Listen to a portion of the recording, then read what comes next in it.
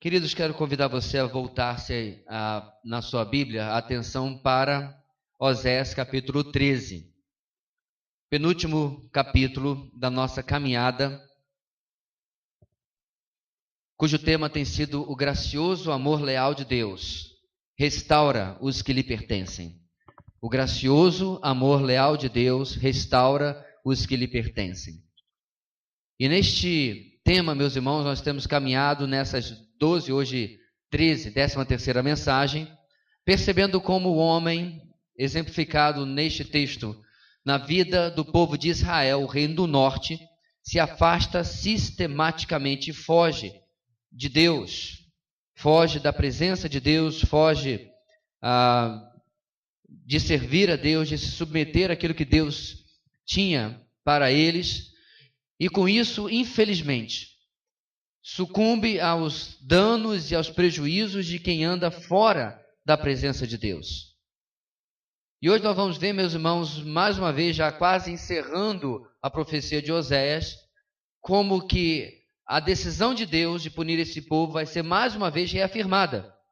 Mas ainda vamos ver aquele gostinho, aquele resquício de Deus dizendo a este povo que ainda deseja, como diz o nosso tema, restaurá-lo. Vamos ler o texto, irmãos. Quero convidar você a abrir a sua Bíblia e lermos a uma só voz os 16 versículos do capítulo número 13. Em nossa igreja nós usamos a Nova Versão Internacional.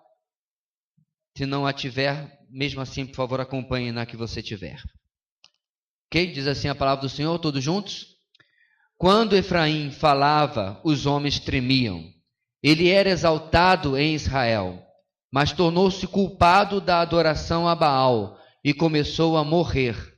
Agora eles pecam cada vez mais. Com sua prata fazem ídolos de metal para si, imagens modeladas com muita inteligência, todas elas obras de artesãos.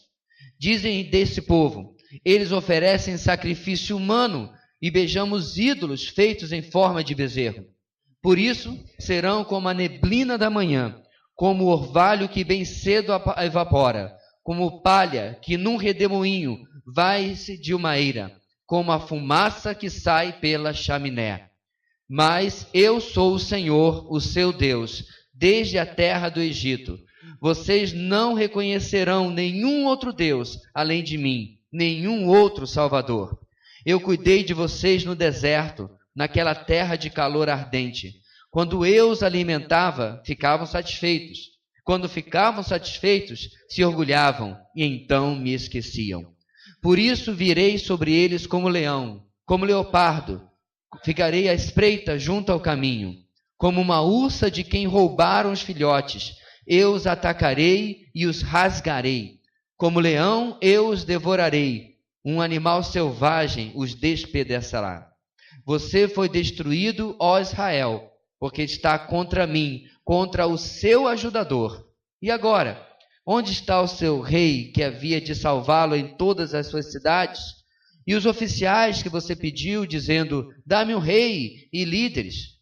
A culpa de Efraim, dei-lhe um rei na minha ira e o tirei na minha indignação.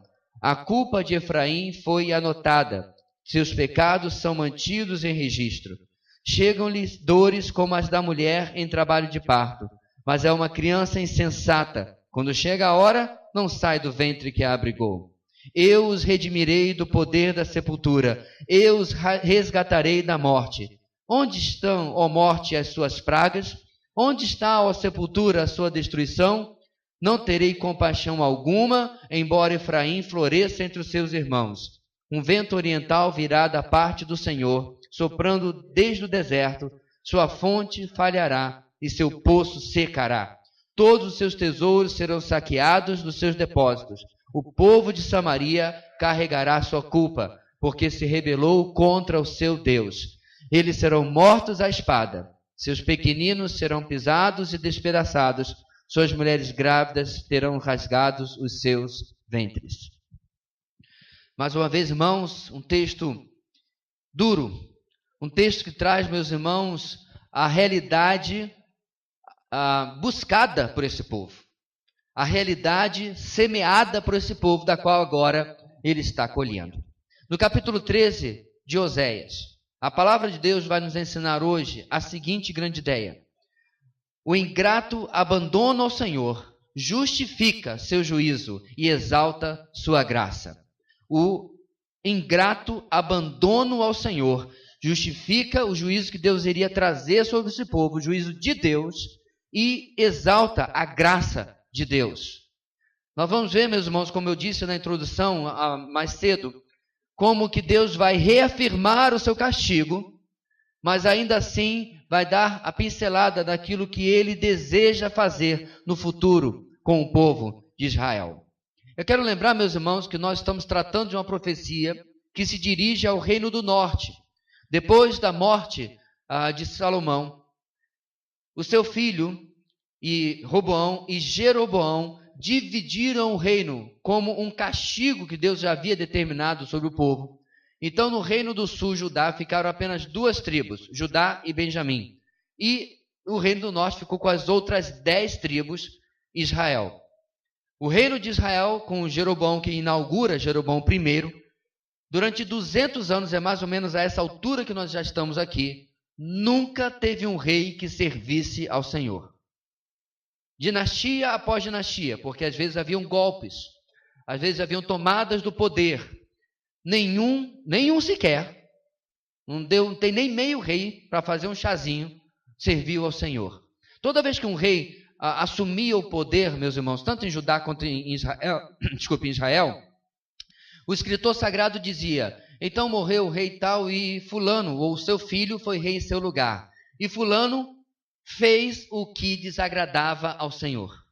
Ou, no caso de alguns reis do sul de Judá, vinha a fala: ele andou nos caminhos de Davi, o seu pai, no sentido de seu antepassado, e fez o que agradava ao Senhor. Essa era a diferença. Deus não estava interessado, meus irmãos, tanto se um deles era um grande estadista, se ele é um grande político, as obras que realizava, tudo isso ficava registrado. Mas o que serve para a revelação de Deus para as Escrituras era qual era a atitude de tal e tal rei para com o Senhor. É nesse cenário, meus irmãos, que nós temos caminhado na profecia de Oséias. Exemplificado na vida dele com a sua mulher adúltera, nós chegamos agora quase ao final e Deus continua confirmando, porque não tem-se um registro de quanto tempo passou de um capítulo para o outro, mas capítulo após capítulo, a palavra de Oséias não encontra arrependimento, não encontra mudança. É mais um exemplo, meus irmãos, daquilo que está escrito ali: seu juízo é justo. Deus não está exagerando, Deus não está saindo da proporção. Ele está fazendo exatamente aquilo que ele propôs a este povo lá com Moisés, lá atrás, se ele desobedecesse a Deus. Nosso texto vai começar, meus irmãos, do versículo 1 até o versículo 3 apenas, onde a primeira lição deste texto é a seguinte: o abandono ao Senhor transforma a exaltação em humilhação. O abandono ao Senhor transforma a exaltação em humilhação. A exaltação, meus irmãos, não é algo ruim na vida do servo de Deus. Quando nós estamos falando de exaltação, não é fama, não é poder, não é glória, mas é receber as bênçãos, às vezes até vivendo de maneira humilde, é receber o cuidado, aquilo que Deus tem planejado para mim, para você e para o povo de Israel, e viver dentro daquilo que é o plano de Deus. Esta é a exaltação. Se o plano de Deus, meus irmãos, é uma casinha, um casebre no interior, com a fumacinha saindo da chaminé, umas 3 cabecinhas de reis, é isso que Deus vai fazer. É resposta, o cumprimento do plano de Deus naquela situação para aquela pessoa. Agora, preste bem atenção, não era o caso de Israel. Se você olhar para o Antigo Testamento, haviam inúmeras promessas de clara prosperidade. Deus disse: se vocês me obedecerem, se vocês cumprirem os meus mandamentos, se vocês cumprirem a minha lei, vocês serão um povo próspero. É daí que vem a confusão que existe hoje na igreja, em que muito pastor mal orientado ou mal intencionado pega textos que prometem prosperidade para o povo de Israel no Antigo Testamento e aplica para você. Completamente fora do seu contexto, completamente fora da aliança que nós estamos hoje com Deus. Compreende? Portanto, meus irmãos, quando nós estamos falando aqui dessa exaltação, não é o nosso caso, mas era o caso de Israel, nós estamos tratando sim de um povo que foi prometido a ele que eles seriam tão ricos, tão prósperos, tão pacíficos, que as nações iriam até Israel. E eu perguntar, como é que é, qual é o segredo de vocês? É o sistema político? É o sistema educacional? E aí o povo de Israel ia fazer o quê? Não. O nosso segredo é o nosso Deus. É o que era para fazer. Era o que era para acontecer. Mas não é o que realmente aconteceu. A história mostra, meus irmãos, que o texto do versículo 1 começa a dizer logo se transfigurou em algo do passado. O texto diz, quando Efraim falava, os homens tremiam. Ele era exaltado em Israel. Ele era alguém que usufruía da exaltação de Deus. Ele era alguém que experimentava aquilo que os dias de exaltação de Israel guardavam para ele, para o todo do povo de Deus. Particularmente aqui ele está exemplificando a tribo de Efraim, porque ela está, durante toda a profecia de Oséias, sendo aqui usada para simbolizar o todo da nação de Israel. E assim, meus irmãos, um começo de força e glória. Um passado onde claramente eles estavam debaixo da bênção de Deus até o quê? Até que ele se tornou culpado, diz o versículo 1. Esta é a sentença da mudança, a sentença do abandono de Deus ou a Deus, que transformou os dias de exaltação em dias de humilhação. A idolatria, exemplificada no versículo 1, trouxe o prenúncio da morte. É culpado de adoração a Baal e começou a morrer. É como se nós disséssemos, irmãos, o contrário aqui. A adoração, o serviço a Deus, a obediência a Deus traz vida. A adoração e o serviço, a idolatria, traz morte. E é isso que esse povo começou a se envolver. Versículo 2, Deus lembra o que ocorreu logo depois da separação entre o norte e o sul, entre Israel e Judá. Jeroboão I, o primeiro rei do reino do norte, mandou fazer 2 bezerros de ouro e criou a sua própria religião, a sua versão da religião judaica. Por quê? A fim de evitar que o povo fosse a Jerusalém e acabasse perdendo a lealdade do povo e de uma hora para outra visse uma tentativa talvez de unificação e ele perdesse o seu reinado. Isso nós encontramos, irmãos, no 1 dos Reis, capítulo 12. Lá nós lemos o seguinte: Jeroboão pensou, esse é o versículo 26, o reino agora provavelmente voltará para a dinastia de Davi. Meus irmãos, ele não tinha nem esquentado o trono ainda, ele já estava temendo que houvesse uma tentativa de reunificar os 2 povos.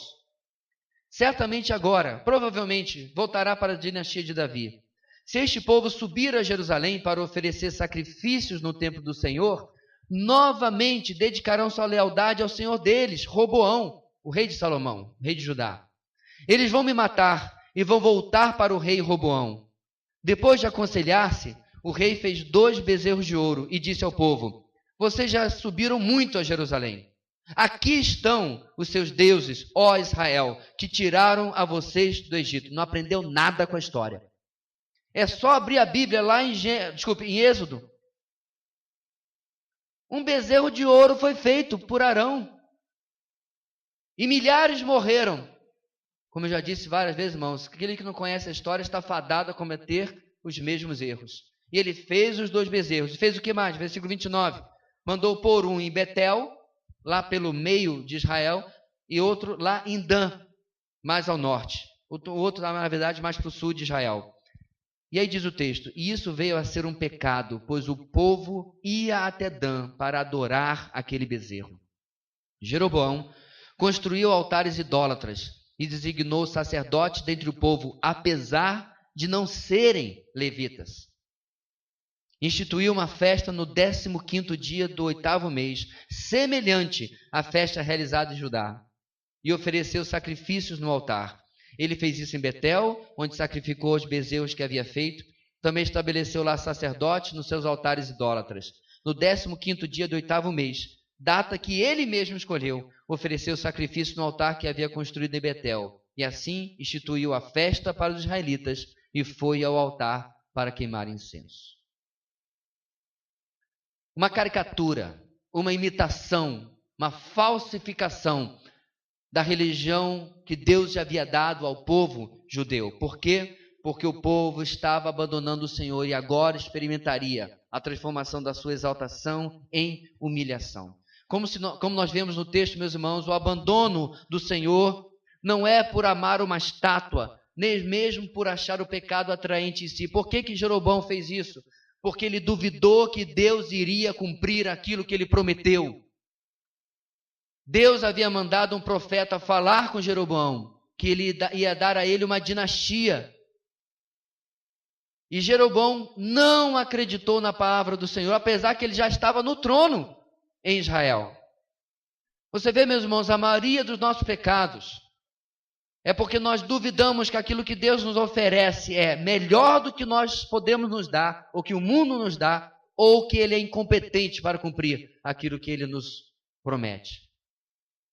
E nós temos que escolher. Ou vamos acreditar em Deus e nas suas promessas, ou vamos acreditar nas promessas do mundo, do diabo e da carne, os três inimigos que temos no nosso espírito. As ofertas estão aí, tanto quanto eram para eles, só mudaram os estilos, o conteúdo, mas continuamos sendo oferecidos deixar a exaltação que Deus tem colocado sobre a nossa vida e, com certeza, trocar pela humilhação do pecado. O versículo 3 traz o resultado, que vem paulatinamente, de uma forma constante e uma mudança perene, onde nós abandonamos aquilo que era de Deus para aquilo que pode passar. Trocamos a possibilidade do eterno pela brevidade do terrenal. O que diz o versículo 3? Por isso, serão como a neblina da manhã, como orvalho que bem cedo evapora, como palha num redemoinho e como fumaça que sai pela chaminé. 4 figuras de linguagem de coisas que passam rapidamente. 4 figuras de linguagem de coisas que não duram. E é isso que Deus estava sentenciando sobre aquele povo. Vocês vão passar, porque vocês estão trocando aquilo que eu tenho oferecido por aquilo que os ídolos e a idolatria e vocês mesmos desejam para si. O que isso tem a ver com a nossa vida? Número 1. Às vezes, nosso passado nos condena. Outras vezes, ele nos envergonha por aquilo que nos tornamos hoje. Às vezes nós olhamos para o nosso passado, irmãos, e a gente se envergonha daquilo que fizemos. É real. Eu gostaria de nunca ter feito isso. Eu gostaria de ter me convertido mais cedo, e assim a gente às vezes pensa. Por outro lado, acontece o contrário. Você já se converteu há 10, há 15, há 20 anos, e você olha para o seu passado e diz, poxa, eu servi a Deus dessa maneira e agora eu não sirvo. Eu me dedicava assim à obra de Deus, eu evangelizava, eu fazia, eu acontecia. Alguns chegaram a dizer, quando eu era garoto, que esse aí vai ser pastor, essa aí vai ser missionária. Mas hoje eu estou estagnado, estou parado no tempo. Então perceba, meus irmãos, é melhor olhar para o nosso passado e até lamentar o que fizemos, nós fomos restaurados, transformados em novas criaturas, ótimo, do que ter a mesma experiência que Israel, em que hoje é pior do que o passado.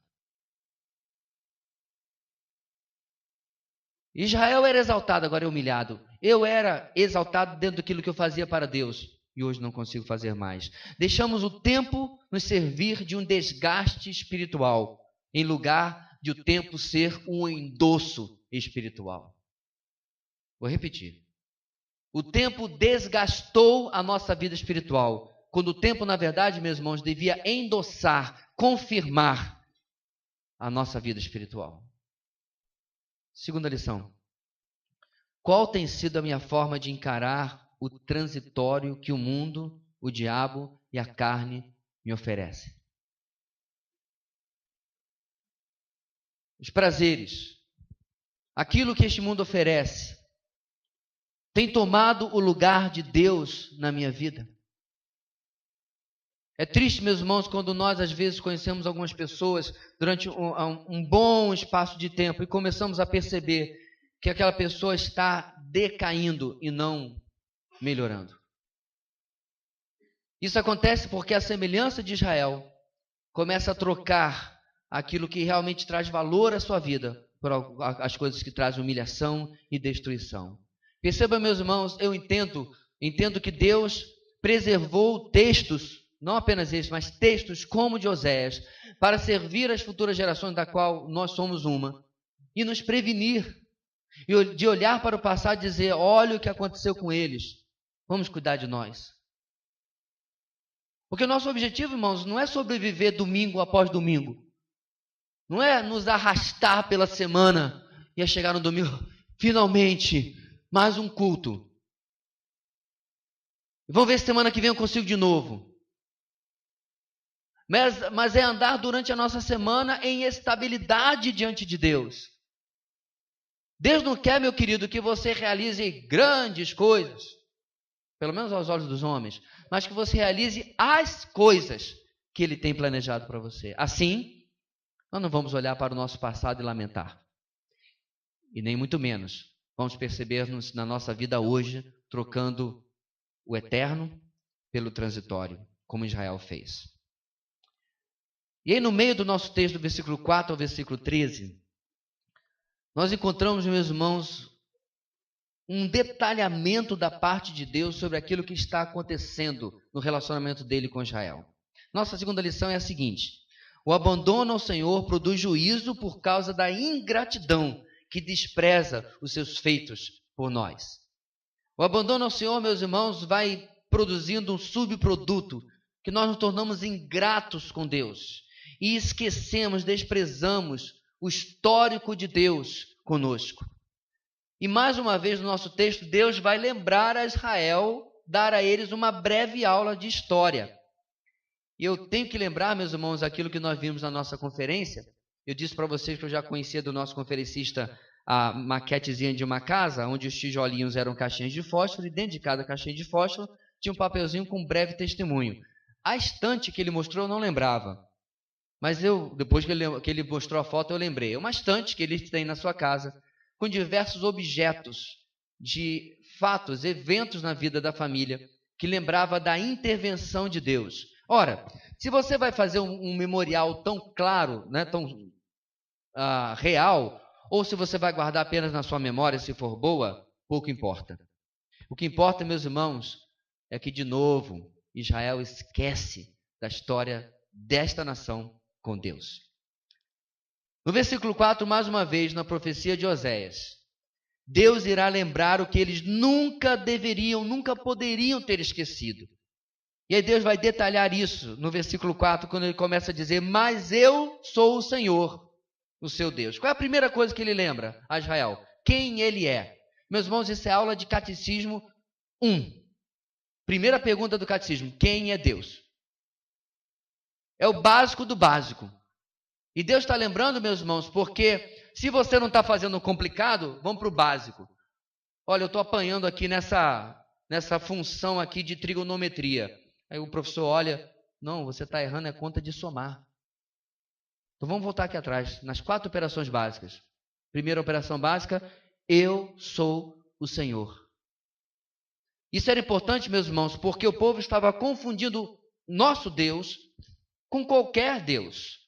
Como se houvesse um grande panteão. Lá estava Yahweh, o Deus de Israel. Lá estava Baal, Astarote, Moloque, vivendo aí numa competição para ver quem conseguia a atenção dos seres humanos. Não existe tal panteão. Não existe um panteão onde está Yahweh, e Jesus e, na verdade, vamos colocar aqui a Trindade, está Buda, ou está sei lá quem, Krishna, ou etc. Krishna não existe. Foi a invenção do folclore de uma cultura oriental. E Buda sequer é Deus, é apenas um homem que é admirado. O ponto aqui, meus irmãos, é que Deus reafirma o básico, porque nós esquecemos o básico, muitas vezes. Mas ele não para aí. Segunda coisa que Deus reafirma, sua presença na vida de Israel desde a libertação do Egito. Você diz, pastor, esse pessoal não tem EBD não, eles não sabiam disso? Sabiam. Mas tinham perdido, meus irmãos, o impacto, de novo, que a presença e a participação de Deus na nossa história deveria ter. Quer ver só? Talvez se eu lhe desse um pedaço de papel e pedisse, mencione 3 milagres, 3 intervenções de Deus na sua vida. Não pode ser de semana passada, não. Vai do ano passado, de 5 anos atrás, de 10 anos atrás. Muitos de nós teriam dificuldade de pegar esse pedaço de papel e escrever. Agora, se eu lhe der um pedaço de papel, dizer, me dê 3 pedidos de oração para agora. Ah, rapidinho. Só 3? Só esse papel que o senhor tem uma resma aí? Esquecemos. Meus irmãos, é vergonhoso para o povo de Israel, um povo de uma época em que a tradição oral era melhor do que o Google e a Wikipédia. Hoje, quando você quer conhecer alguma coisa, você põe no Google, procura ver se alguém fez um artigo na Wikipédia para te ajudar no trabalho da escola. A tradição oral, sentavam-se ao redor da mesa para contar o que havia acontecido na geração anterior e na história de Israel. E esse povo se esquece. Por isso que é extremamente importante, meus irmãos, dentro de uma igreja, vou abrir aqui um parênteses de aplicação, nós repetimos as mesmas verdades. Talvez você está aqui dizendo assim, poxa, esse pastor só fala as mesmas coisas. Porque são exatamente as coisas que nós esquecemos. Na palavra de Deus, meus irmãos, nós temos um recheio de novidades. Ontem no culto aos jovens, o pregador trouxe uma síntese de Romanos 1, 2 e 3. Não tem uma nova versão de Romanos 1, 2 e 3. Há quase 2000 anos é a mesma coisa. Qual é a síntese? O justo viverá pela fé. Trata da corrupção humana, a justa condenação de Deus e a provisão da redenção. Acabou. Vamos orar e vamos para casa felizes da vida porque fomos eleitos em Cristo. Amém? Ótimo. E domingo que vem? E no outro? Vamos falar as mesmas coisas. Por quê? 2 noções básicas. Quem Deus é e a presença na vida de Israel desde a libertação, Deus teve que lembrar a eles. Não acabou não. Terceira, como apenas Ele havia salvado o povo até agora. Está de novo no versículo 4 ainda. O texto diz, não há nenhum Deus além de mim, nenhum outro Salvador. É a mesma palavra, meus irmãos, que seria usada no Novo Testamento para o Senhor Jesus. O único Salvador. Ou seja, olha na história de vocês, Israel. Quando foi que Baal salvou alguém de vocês? Quando foi que Astarote deu a vocês uma colheita nova? Quando foi que algum dos povos ao redor atacaram vocês? E vocês clamaram a Baal? Lembra do livro de Juízes, irmãos? Você lembra alguma vez em Juízes em que o povo, sendo atacado pelos filisteus, pelos amonitas, pelos amorreus, pelos moabitas e etc, etc, diz, então o povo clamou a Baal e Baal socorreu. Tem essa passagem? Não. E esse povo tem que ser lembrado do óbvio. Como dizia um professor meu, do óbvio ululante. Versículo 5. Quarta coisa que Deus lembra a eles. Como o cuidado do Senhor esteve presente, guardando e sustentando-os por 40 anos no deserto. É incrível, meus irmãos, Deus diz para eles, eu cuidei de vocês. Eu dei água, eu dei comida, eu dei o maná, eu dei as codornizes, eu dei a lei. Eu dei uma roupa que durou 40 anos. Já pensou um negócio desse? A roupa deles não desgastava, a sandália não estragava. Já leu esse texto? Tem roupa de menino que não dura 3 semanas, o atentado já destrói. Não adiantava ser meio atentado, menino atentado no deserto, porque a roupa dele não estragava. Quinta coisa que Deus lembra para eles, versículo 6. Deus havia suprido Israel com alimento, maná, carne, mas no verso 6 ainda vem uma reviravolta. Quando ficavam satisfeitos, se orgulhavam e então me esqueciam. Que criatura defeituosa é o ser humano. Senhor nos ajuda, Senhor nos acolhe. Senhor, estamos com fome, Senhor, estamos com sede. Senhor, olha os amalequitas, olha os moabitas. Quando ficavam satisfeitos, se orgulhavam e então se esqueciam de Deus. Deus ilustra, meus irmãos, versículo 7 e 8, a sua justa ira, a sua real fúria, igualando a animais, leão, leopardo, ursa. Dizendo que tal como esses animais, obviamente, são temidos hoje e eram naquela época, Deus iria atacá-los, para ilustrar a maneira como Deus iria julgar este povo. No verso 9, algo que me admira nessa profecia é quantas vezes o soberano ainda se presta o trabalho de explicar o porquê de tanta ira, de tanto juízo. Olha o que Deus diz, meus irmãos. Deus explica a eles, primeiro, que eles se voltaram contra aquele que os ajudava. Versículo 9. Eles estavam, como se diz no ditado de hoje, mordendo a mão que o alimentava. Seu cachorro já lhe mordeu? Dizem que tem cachorros, gatos, eu nunca tive desse, que quando ele está comendo você não pode mexer nem na vasilha, que ele estranha, que ele avança. Lá em casa não tem isso. O Alpha Dog aqui já diz, está na minha casa, eu que dei a comida, se eu tiver que mexer, eu vou mexer. Mas é um animal. Mas um ser humano ser ingrato ao ponto de morder a própria mão que o alimenta, que o sustenta, que o guarda, é o que Deus está dizendo aqui. Eu estava cuidando deles, mas eles se voltaram contra mim, o seu ajudador. A palavra ajuda tem a sua origem na palavra Esdras. Por isso que você tem a palavra Ebenezer, a pedra da ajuda, Ebenezer. Até aqui nos ajudou o Senhor. Mas agora eu vou morder a mão dele. Até aqui precisamos dele.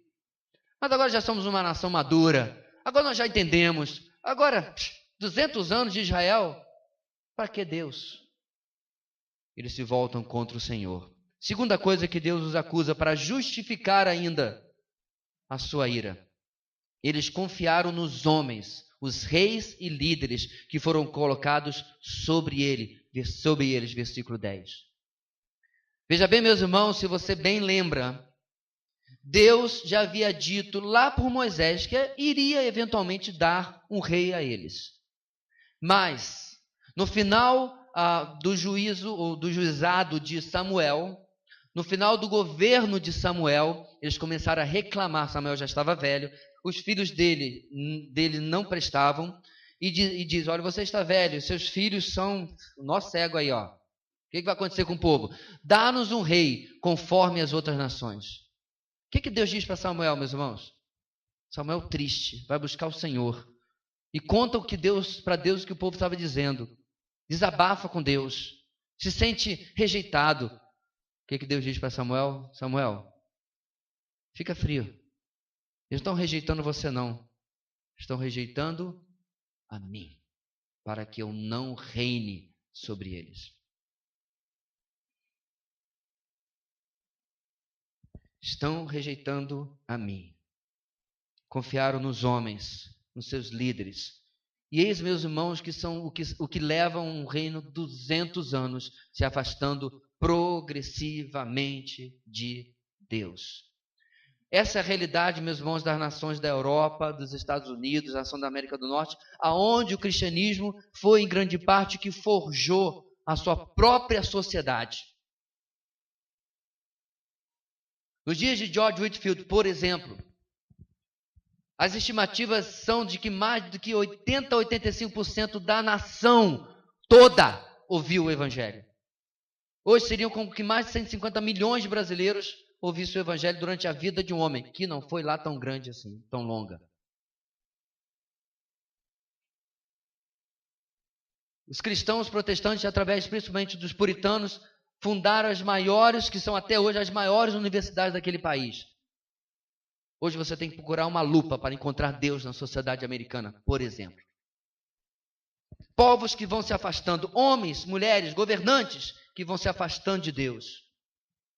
No verso 11 o texto continua dizendo, dei-lhes um rei na minha ira e o tirei na minha indignação, mostrando que isso nunca foi do agrado de Deus, mas foi uma resposta à rejeição, como eu disse agora no texto com Samuel. Versículo 12, diante disso tudo, Deus declara que os pecados do povo estavam registrados. Meus irmãos, isso deveria ser o pavor de qualquer ser humano. Versículo 12 diz, a culpa de Efraim foi anotada, seus pecados são mantidos em registro. Lembra do que o salmista diz? Senhor, se tu tivesses um registro, uma lista dos nossos pecados, quem subsistiria? Você gostaria que a gente fizesse essa semana um dossiê dos seus pecados e anunciasse um PowerPoint para a igreja na semana que vem? Algum voluntário? Eu não vou levantar minha mão, porque eu não sou. É claro que alguns dos nossos pecados a gente diz, contei uma mentirinha e tal, passei o sinal vermelho e a gente minora, diminui. Mas nós sabemos, irmãos, que tem alguns outros que nós não gostaríamos que Deus mantivesse um registro. Mas por que Deus faz isso, meus irmãos? Porque o povo continuamente rejeita ao seu Deus. Versículo 3 da nossa sessão termina, e mesmo diante de tantas evidências, mesmo diante de tudo aquilo que Deus coloca, o que eu posso pensar que agora vai vir um arrependimento, o óbvio, não é isso que vem. Eles são chamados de insensatos, tal como uma criança que deveria nascer e não nasce. A insensatez aqui, meus irmãos, é de que é tempo de arrependimento, ó Israel, e não tempo de orgulho, de endurecimento. Aí eu pergunto para nós, irmãos, você já descobriu o poder da lembrança? Não, calma, que eu não entrei para palestra de coaching, não. Não entrei para o ramo de palestra de autoajuda. O que é o poder da lembrança, irmãos? Não é de pensamentos bons ou positivos ou de boas recordações. O poder da lembrança do que Deus já fez em sua vida. Você já descobriu o poder disso? Eu tenho desafiado a igreja, querido, a você aprender a orar sem ter necessariamente que pedir. Volta a lembrar, não tem problema nenhum em pedir.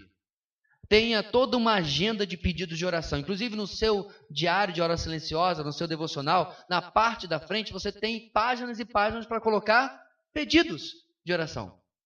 Alvos evangelísticos, motivos de saúde, planos, projetos, tudo lá. Não há problema nenhum. Você já parou, irmão, só para estar na presença de Deus e dizer, Senhor, lembra daquele dia no banho? Lembra do que o Senhor fez? Lembra daquela curva do rio que o Senhor colocou aquelas raízes bem ali?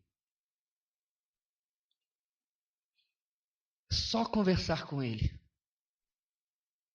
Só lembrar do que Deus fez na sua história. Mais nada. Alguns minutos sem ter necessidade de pedir nada. Só de conversar. Não tratar Deus como um caixa eletrônico. Não tratar Deus como um serviço de SEDEX de bênçãos. Mas simplesmente usufruir, gozar da presença de Deus. De estar com Ele. De como Maria sentar aos pés de Jesus e apenas ouvir e ouvir. Aprender, meus irmãos, o poder de entesourar as lembranças da sua vida com Deus. E como Deus teve misericórdia de você. Como Deus bordou, decorou a sua história com a sua misericórdia. Como Deus colocou na sua vida as pessoas certas no lugar certo. Como eu sou grato a Deus, irmãos, por dezenas e dezenas de pessoas. Como Deus vai costurando a nossa vida para fazer uma linda obra de arte para a glória dele. Outra pergunta, irmãos, nesse segundo ponto. Quando não cultivamos as lembranças do que Deus é e do que Ele faz, já percebeu que nós corremos o risco de colocar reis e líderes no lugar dele? Falsos reis e líderes no lugar deles. Pessoas ou coisas que vão rapidamente concorrer com o nosso Deus. Nós precisamos, irmãos, nos desprender dos laços e das dependências e das ligações que, infelizmente, nós mesmos colocamos na nossa vida. Temos que tirar os velcros, rasgar os velcros da nossa vida que nos agarram a coisas, pessoas, circunstâncias que não deveriam estar naquele lugar. O abandono ao Senhor transforma a exaltação em humilhação. Ele também produz juízo por causa da ingratidão que despreza os seus feitos, os feitos de Deus por nós. Terminando o capítulo 13, meus irmãos, Deus, através de Oséias, vai dizer a este povo a nossa terceira lição. O abandono ao Senhor resultará em castigo, mesmo que haja promessas de restauração.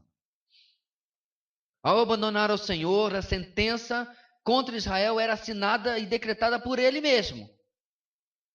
Mas Deus ainda aqui, meus irmãos, dá uma pitada da sua graça e do que Deus vai fazer ainda com este povo. O versículo número 14 começa dizendo: eu os redimirei do poder da sepultura, eu os resgatarei da morte. Deus então, meus irmãos, dá uma pausa e faz um parênteses, por assim dizer. É importante que mesmo em meio à sua ira, Deus reafirma seus planos e suas promessas. E ele declara então que ele vai ressuscitar Israel, trazê-lo de volta à vida.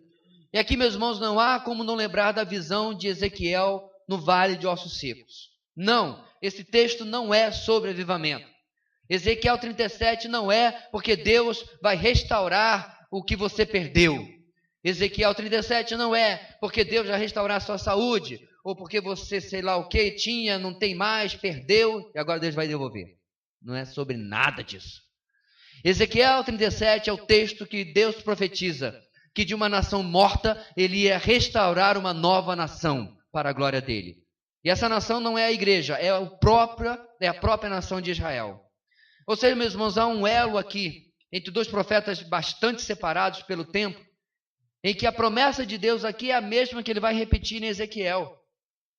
Filho do homem, o que vês? Eu vejo um vale de ossos sequíssimos. Filho do homem, esses ossos podem voltar à vida? Senhor, tu sabes. E Deus ordena a Ezequiel: profetiza esses ossos. E aí diz o texto, você já deve conhecer, que ele começou a ouvir o barulho de ossos, e o barulho de juntas, e de carne, e agora eram corpos no chão. Sem vida ainda. E Deus diz a ele, para ele: profetiza de novo, vem espírito, e entra nesses corpos. E diz Ezequiel que eles se tornaram um exército numeroso. Essa é uma profecia, meus irmãos, de como Deus, na conclusão dos tempos, vai fazer o quê? Deus vai restaurar a partir de um remanescente fiel, vai restaurar o povo de Israel. Eu fico pensando, meus irmãos, nos poucos dentro desse povo dos dias de Osés que ainda eram fiéis, ouvindo isso aqui. E olhando ao redor na sua sociedade totalmente corrupta, imoral, idólatra, e ficava pensando: eu quero crer, Senhor, mas está difícil. O Senhor vai restaurar isso aqui? Isso aqui ainda vai ser o povo que andou debaixo de Davi, debaixo de Samuel? Esse aqui ainda vai ser o povo próspero dos dias de Salomão? Assim são, meus irmãos, as promessas de Deus. Elas servem para infundar fé, confiança em dias ruins. Em dias em que a coisa está feia. Em dias em que você está beirando a desesperança. Você faz o quê? Quero trazer à memória aquilo que me traz esperança. Jeremias, meus irmãos, viu os piores dias de Jerusalém. E ainda assim escreveu essas palavras. Por que Jeremias escreveu isso? Porque ele sabia, Deus havia dito para ele, que aquele cativeiro só ia durar 70 anos. O cativeiro de Judá. O muro está sendo destruído, o templo está sendo queimado, a glória de Deus já havia abandonado o templo, tudo isso Jeremias viu. Mas ele lembrava o quê? Isso vai passar. Deus vai cumprir a sua palavra e vai restaurar o povo, trazendo-o de volta do cativeiro. Da mesma maneira, meus irmãos, nesse final de texto, Deus dá a eles um gostinho. E ainda diz o seguinte, texto que inclusive Paulo reaproveita no Novo Testamento: onde estão, ó morte, as suas pragas? Onde está a sepultura, a sua destruição? E aí Paulo diria: vencida foi a morte na vitória de Cristo. E Deus diz: não terei, porém, compaixão alguma de Efraim. Deus fala: vou restaurar, mas hoje é dia de juízo. Infelizmente, meus irmãos, a profecia irá se cumprir, porque Deus não é homem para que minta. Mas a geração de Oséias experimentou o juízo de Deus, apesar das promessas de restauração. O versículo 16 termina de uma maneira gráfica, que foi exatamente o que aconteceu. O povo assírio, o povo que cumpriu as ameaças que Deus está dando aqui, era um povo extremamente cruel. Ele não fazia diferença entre homem, mulher, criança. O texto diz que as crianças seriam pisoteadas e as mulheres teriam o seu ventre, mulheres grávidas, o seu ventre rasgado. Eu fico pensando assim, meus irmãos. A lógica não seria esse povo dizer, como é que é? Lê de novo, Oséias, esse versículo 16 aí do capítulo 13 da sua profecia. Esse povo, meus irmãos, devia rasgar as vestes, jogar cinza sobre a cabeça e procurar arrependimento. Sabe o que é mais interessante? Lembra do livro de Jonas? Jonas profetizou aos assírios. E quando Jonas entrou, meus irmãos, em Nínive, e disse, Deus vai destruir tudo isso aqui. O que aconteceu em Nínive, irmãos? Um avivamento. O rei se arrependeu e produziu um grande avivamento que retardou o juízo de Deus sobre Nínive, que viria, na verdade, quase 100 anos depois, profetizado de novo pelo profeta Naum. Meus irmãos, essa é uma daquelas situações